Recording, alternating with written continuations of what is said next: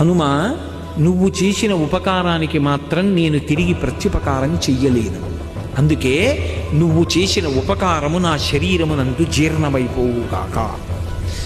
రామాయణం మొత్తం మీద భగవత్ చరిత్రలో నేను నీకు ఉపకారం చెయ్యలేను అని భగవంతుడంతటి వాడు చేతులెత్తి నిలబడి కౌగిలించుకున్నది ఎవరినో తెలుసా?